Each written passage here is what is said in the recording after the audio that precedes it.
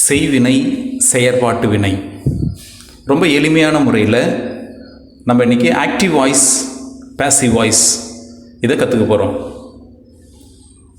Active voice அப்படின்னு சொன்னாக்கா செய்வினை, பேசிவ் வாய்ஸ் செயற்பாட்டு வினை.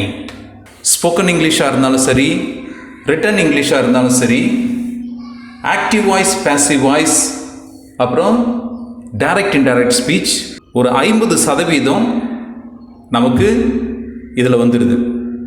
ரொம்ப எளிமையான முறையில் நம்ம இதை கற்றுக்கலாம். ஏன் ஆக்டிவ் வாய்ஸ் அண்ட் பேசிவ் வாய்ஸில் எழுதணும்? காரணம் என்னென்னாக்கா, ஒரே மாதிரியான வாக்கியத்தின் வடிவங்களை மாற்ற. ரெண்டாவது, வேலை செய்யும் நபருக்கு, அதாவது எழுவாய்க்கு முக்கியத்துவம் தர. அப்படி இல்லைன்னு சொன்னாக்கா செயற்படு பொருளுக்கு முக்கியத்துவம் தர. இந்த 2 காரணத்துக்காக தான் நம்ம இந்த ஆக்டிவ் வாய்ஸ்லேருந்து பேசிவ் வாய்ஸ்க்கு நம்ம எழுதுகிறோம். ஒரு எக்ஸாம்பிள் பார்க்கலாம். ராஜா ரைட்ஸ் எ லெட்டர். ராஜா எழுவாய், ராஜா தான் subject.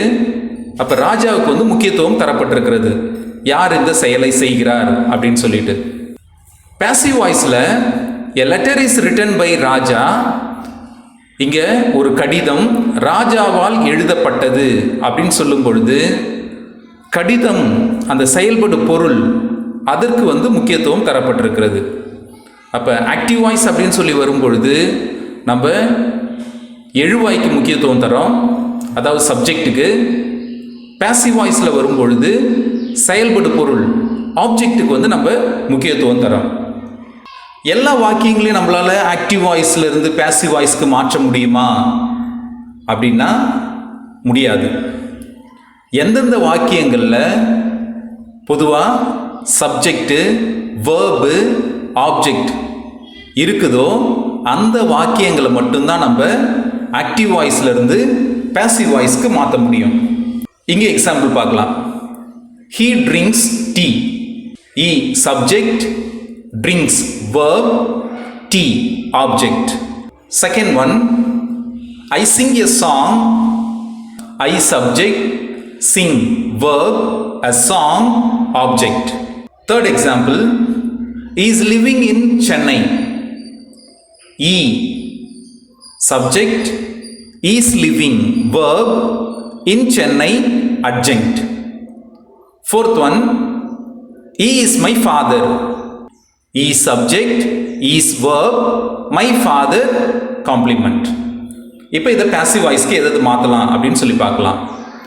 First one, he drinks tea. He drinks tea. He subject, drinks verb, tea object. அப்போ சப்ஜெக்ட், வேர்பு, ஆப்ஜெக்ட் இருக்கிறதுனால இதை நம்ம பேசிவ் வாய்ஸ்க்கு மாற்ற முடியும். எப்படி மாற்றலாம்? tea is drunk by him. Object முதல்ல வரும், வேர்பு ரெண்டாவதாக வரும், கடைசியா subject. Second one, I sing a song. Passive வாய்ஸ்ல எப்படி எழுதலாம்? A song is sung by me. Subject, verb, object இருந்துச்சுனாக்கா அதை பேசிவ் ஃபார்முக்கு மாற்ற முடியும். அடுத்த எக்ஸாம்பிளில் he is living in Chennai. இதில் he சப்ஜெக்ட், is living verb, in Chennai adjunct. இடத்தை குறிப்பிடுது, அதனால adjunct. இப்போ சப்ஜெக்டும் இருக்குது, வேர்பும் இருக்குது, ஆனால் ஆப்ஜெக்ட் இல்லாததுனால இந்த சென்டென்ஸை நம்மளால பேசிவ் ஃபார்முக்கு மாற்ற முடியாது. He is my father. He is subject, he is verb, my father complement.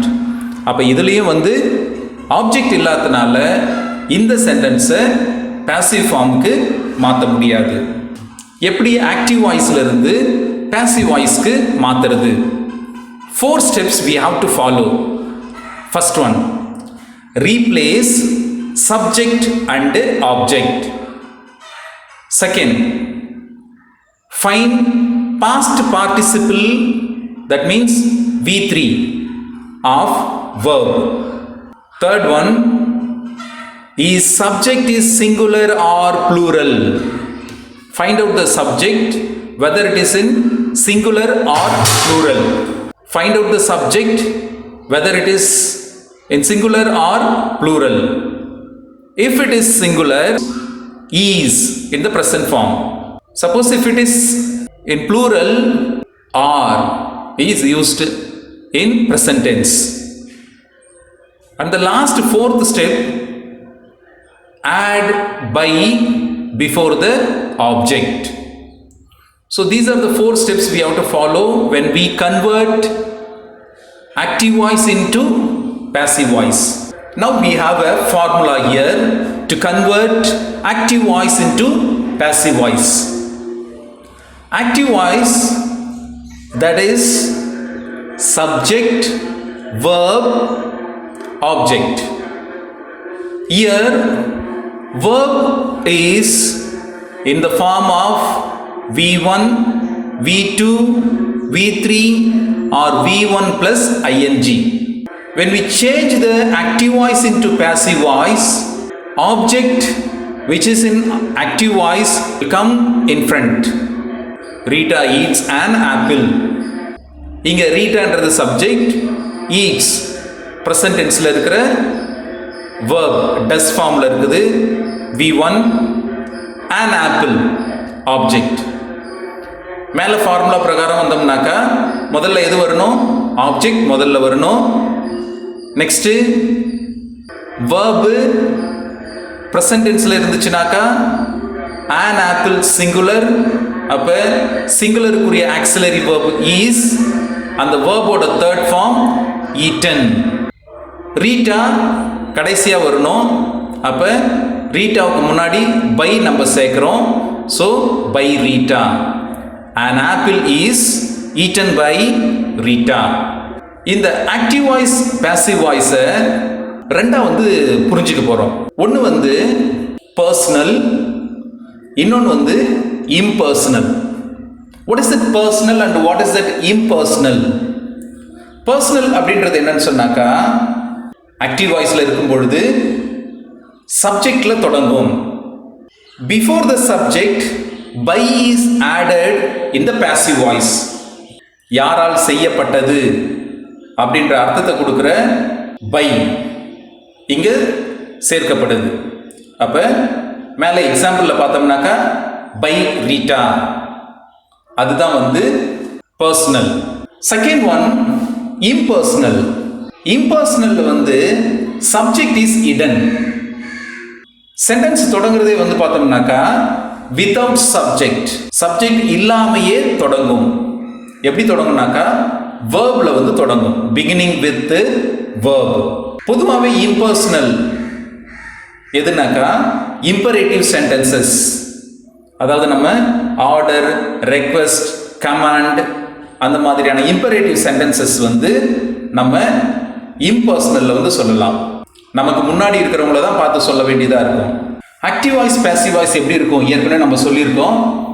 Active voice SVO, subject verb object. Passive voice object verb subject OVS. இதை நம்ம மனசில் பதிய வச்சுக்கணும். திங்ஸ் டு ரிமெம்பர் என்னென்ன அப்படின்னு சொன்னாக்கா, ஃபர்ஸ்ட் திங் ஆக்டிவ் வாய்ஸ்லேருந்து passive voice இல்லை பாசிவ் வாய்ஸ்லேருந்து ஆக்டிவ் வாய்ஸ் அப்படின்னு சொல்லும் பொழுது இந்த பேட்டர்ன் நம்ம மனசில் இருக்கணும். சப்ஜெக்ட் verb ஆப்ஜெக்ட் அது active voice, object verb subject அது பாசிவ் வாய்ஸ். ரெண்டாவது விஷயம் டென்ஸ் நோ சேஞ்ச். டென்ஸை எந்த விதத்துலையும் நம்ம மாற்ற போகிறது இல்லை. ப்ரெசன்ட் டென்ஸ்னாக்கா ப்ரெசன்ட் டென்ஸ்லேயே தான் நம்ம சென்டென்ஸை மாற்றுவோம். Third one passive voice verb always in. பர்சனலாக இருந்துச்சுனாக்கா be form, being, been, main வேர்போட தேர்ட் ஃபார்ம். இம்பர்சனலாக இருந்துச்சுனாக்கா ரெண்டு வகையாக நம்ம இந்த சென்டென்சஸை எழுதுவோம். ஒன்று you are ordered to, you are requested to, you are commanded to. அந்த வேர்பு ஆக்டிவ் வாய்ஸில் என்ன இருக்குதோ அதை அப்படியே எழுதிட்டு கடைசியாக ஆப்ஜெக்டை எழுதுவோம். செகண்ட் டைப்பு லெட் யூஸ் பண்ணி எழுதுகிற சென்டென்சஸ். இங்கே லெட், அதுக்கு அடுத்தது ஆப்ஜெக்ட், பி வேர்போட தேர்ட் ஃபார்ம். பர்சனலுக்கு எப்படிலாம் நம்ம ஷார்ட் ஃபார்மில் இதை மனசில் பதிய வச்சுக்கணும்னாக்கா ஈஸியாக நம்ம வந்து இதை ஆக்டிவ் வாய்ஸ்லேருந்து பேசிவ் வாய்ஸ்க்கு நம்ம மாற்றலாம். மொத்தம் 4 டைப்பாக நம்ம இதில் சொல்லியிருக்கிறோம். ஆக்டிவ் வாய்ஸ், அடுத்து passive voice. First type do form. Do, does, அதாவது இது V1 வேர்போட ஃபர்ஸ்ட் ஃபார்மில் இருக்குது. அப்போ ப்ரெசன்ட் டென்ஸில் வேர்ப் இருந்துச்சுனாக்கா பேசிவ் வாய்ஸ்க்கு அதை மாற்றும் பொழுது பி ஃபார்ம் சொல்லியிருக்கோம் இல்லையா, ஆம் ஆர் ஈஸ். இதில் சப்ஜெக்டுக்குரிய ஆக்சிலரி எது வருமோ அதை எடுத்துக்கிட்டு கடைசியாக அந்த வேர்போட தேர்ட் ஃபார்ம் வந்து எழுதணும். V3க்கு பிறகு பை வரணும். Next did, past form.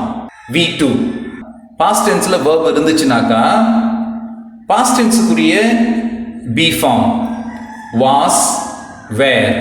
அடுத்தது future tense shall or will, வேர்போட ஃபர்ஸ்ட் ஃபார்ம் V1. பேசிவ் வாய்ஸ்க்கு மாற்றும் பொழுது shall or will be, then வேர்போட third form. Right. Second type, எந்த டென்ஸாக இருந்தாலும் சரி, present tense, past tense, be ஃபார்மில் இருந்துச்சுனாக்கா, பி ஃபார்ம் ஏற்கனவே மேலே சொல்லியிருக்கோம் பாரு, be form am are is. Past டென்ஸில் பி ஃபார்ம் வாஸ், வேர். இதுக்கு அடுத்தது verb with ing வரும். இந்த மாதிரி வந்துச்சுனாக்கா be, being, அதாவது be form, be formோட சேர்த்து being அப்படின்றத நம்ம சேர்ப்போம். சேர்த்துட்டு verb-ஓட third form by subject. Okay, third one, perfect tense, have, as, had. இங்க ஏற்கனவே நம்ம என்ன யூஸ் பண்றோம், verb-ஓட third form யூஸ் பண்றோம். அப்ப passive voice-ல மாத்தும் பொழுது have, as, had. இங்க be form என்னன்னு சேர்க்கிறோம், been. அதே போல future form-க்கு will or shall have, V3 verb-ஓட third form. அதோட passive voice எழுதும் பொழுது will have been அப்படின்னு எழுதுவோம். கடைசியா fourth one, modal auxiliaries இங்க யூஸ் பண்ணும் பொழுது can or could எழுதும்போது இது எழுதிட்டு verb-ஓட first form எழுதுவோம். can or could verb-ஓட first form, passive voice-ல எழுதும்போது can or could be. may or might verb-ஓட first form may or might be, must be. active voice-ல எந்த ஃபார்ம்ல verb இருந்தாலும், V1 இருந்தாலும் சரி, V2 இருந்தாலும் சரி, V3 இருந்தாலும் சரி, passive voice-ல verb-ஓட third formல தான் எழுதணும். passive voice-ல be form சேர்ந்து வரும். அடுத்தது impersonal. impersonal-ல வந்து ஒரு எக்ஸாம்பிளோட பார்க்கலாம். close the door. எப்பயுமே impersonal verb-ஓட first formல தான் வரும். impersonal எப்பயுமே verb-ஓட first formல தான் வரும், past tense-ல வராது. அப்ப close the door, let object be verb-ஓட third form. அப்ப close the door-க்கு ஆன்சர் என்ன செய்யலாம், let the door be closed. let the door be closed. right. let use பண்ணி எழுதுற ஒரு டைப். அடுத்த type help me. helpன்றது verb, meன்றது object. இதை எப்படி மாத்தலாம் அப்படின்னாக்கா, you are requested to help me. மேல first டைப்ல close, அதோட third form closed. இங்க help, ஆனா help நம்ம verb-ஓட third formல எழுதல, அதுக்கு பதிலா அதுக்கு முன்னாடி to போட்டு இன்ஃபினிட்டியா வந்து எழுதுறோம். to help, help வந்து to help அப்படின்னு சொல்லிட்டு மாறுது. we can begin the passive sentence with you. if we want to put emphasis on the person addressed to. இங்க ஒரு சில எக்ஸாம்பிள்ஸ் வந்து நம்ம பண்ணியிருக்கோம் பாரு. இந்த examples simple present tense. He makes coffee.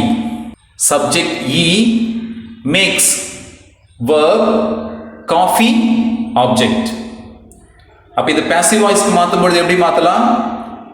Coffee is made by him. Okay. Present continuous. He is making coffee. He is making coffee. Coffee is being made by him. Coffee is being made by him. Present perfect. He has made coffee. Coffee has been made by him. Simple past. He made coffee. Coffee was made by him. Past continuous. He was making coffee. Passive form. Coffee was being made by him. Past perfect. He had made coffee. Coffee had been made by him. Simple future tense. He will make coffee. Passive form. Coffee will be made by him. அதனால பிரச்சனையே இல்லை.